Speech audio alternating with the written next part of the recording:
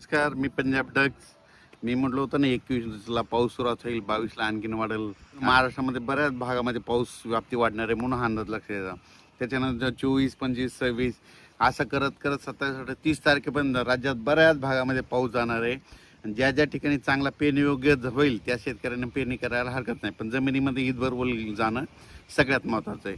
आता जूनपेक्षा जुलैमध्ये जरा जास्त पाऊस राहणार आहे म्हणून हा अंदाज महाराष्ट्रातल्या शेतकऱ्यांनी सगळ्यात लक्ष द्यायचा. आज देखील बघा बऱ्याच भागात ठिकठिकाणी बऱ्याच ठिकाणी पाऊस पडणार आहे.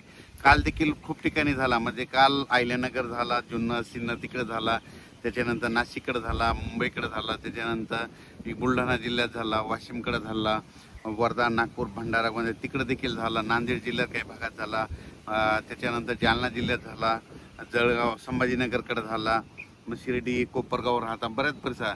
असाच काय होणार आहे, दररोज आणखीन हे 8 दिवसामध्ये सगळीकडे पाऊस पडणार नाही.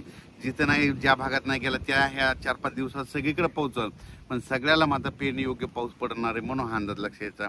आणि जुलैच्या म्हणजे पहिल्या वीकमध्ये पहिल्या आठवड्यात मात्र चांगला पाऊस राहणार आहे म्हणून हे देखील सर्व शेतकऱ्यांना लक्ष घ्यायचं.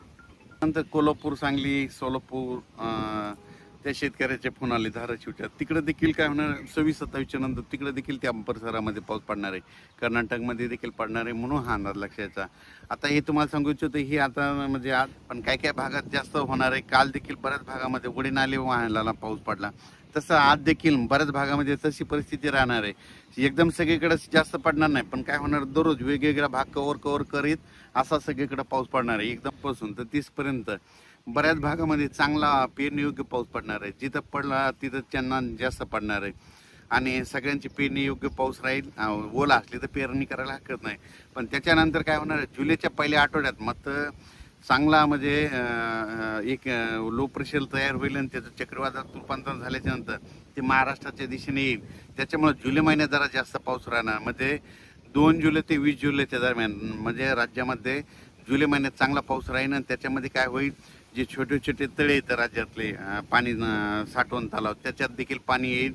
नाशिककडे उत्तर महाराष्ट्राकडे देखील काय होणार आहे, तिकडे देखील मुंबई, पुणे, घाटमाथ्या, कोकणात पाऊस पडणार आहे. त्याच्यामुळे त्या काय होईल, त्या परिसरातले जे छोटे छोटे जे दरे धरण आहेत, छोटे छोटे तळे, साठवण तलाव, पाणी पाझर तलाव, त्या तळ्यामध्ये चांगला जुलैमध्ये मात्र चांगलं त्या तळ्यामध्ये पाणी येईल आणि त्या भागातलं पाणी टंचाईचं जे सावट आहे ते मात्र कमी होऊन जाईल. म्हणून हे जुलै महिन्यातला अंदाज शेतकऱ्यांनी लक्षात घ्यायचा. जूनपेक्षा जुलैमध्ये जास्त पडणार आहे. ऑगस्टमध्ये 2 पाऊस चांगले होणार आहेत, मध्ये सर ऋतूचे 2 होणार, पण जूनमध्ये मात्र चांगले 3-4 होते.